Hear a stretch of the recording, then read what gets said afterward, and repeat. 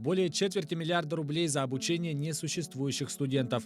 Уголовное дело о мошенничестве в особо крупных размерах и злоупотреблении должностными полномочиями возбудили в отношении руководства Арктического государственного агротехнологического университета.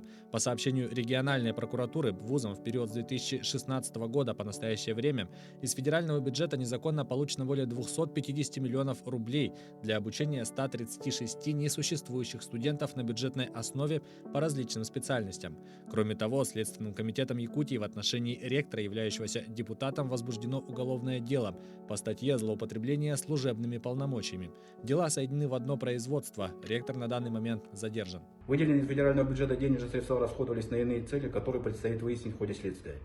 По материалам проверки прокуратуры следственными органами МВД и Следственного комитета возбуждено уголовное дело о мошенничестве, совершенном группой лиц по предварительному сговору с использованием своего служебного положения в особо крупном размере, и в отношении ректора университета, являющегося депутатом, о злоупотреблении должностными полномочиями. Данное дело соединены в одно производство. Органами предварительного расследования ректор университета задержан.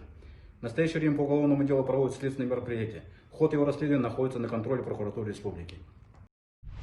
Один из руководителей подразделения компании «Алроса» обвиняется в мошенничестве. В результате преступных действий причинен материальный ущерб в особо крупном размере. Управление Федеральной службы безопасности России по Якутии выявило, что компания заключила с индивидуальным предпринимателем договоры об оказании услуг по проживанию работников Мирнинского специализированного шахтостроительного треста в городе Удачном. Один из руководителей, ответственный за контроль, вступил в преступный сговор с местным бизнесменом. С 2007 по 2019 они изготовили и предоставили в головной офис для отчетности фиктивные акты оказания услуг. Уголовное дело возбуждено по статье «Мошенничество в особо крупном размере». 55-летний житель Удачного Мирнинского района лишился крупной суммы денег, пытаясь через интернет продать автомобильную печку. Ему позвонил потенциальный покупатель и, выразив заинтересованность в приобретении товара, предложил предоплату. Для этого звонивший попросил продиктовать данные банковской карты, в том числе номер, срок действия, CVV-код с оборотной стороны, а также СМС-коды подтверждения транзакций. После чего с банковской карты потерпевшего было похищено более 100 тысяч рублей. Полицейские раскрыли кражу 300 литров бензина в Тампонском районе. В полицию поступило сообщение о краже топлива с территории метеорологической станции. Сотрудники уголовного розыска установили 41-летнего уроженца Усть-Алданского района. Выяснилось, что подозреваемый ночью по пути в Момский район проезжал мимо станции и решил украсть бензин для собственных нужд.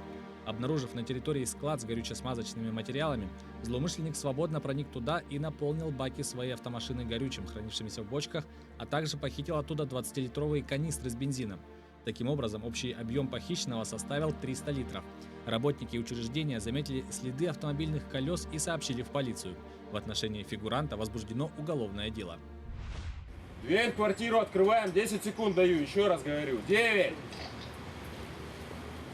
8. Осенью 2019 года во время тщательно спланированной спецоперации сотрудниками Главного управления уголовного розыска и вологодскими оперативниками при силовой поддержке спецподразделения областного УМВД и Росгвардии в Вологде и Череповце были задержаны криминальные авторитеты. Судимость имеете? Погашен. Где отбывали наказание? Освобождался с Татарстана. Ранения сколько? Пулевые, ножевые? Где были? Пулевые. С этой стороны 4, с этой 5.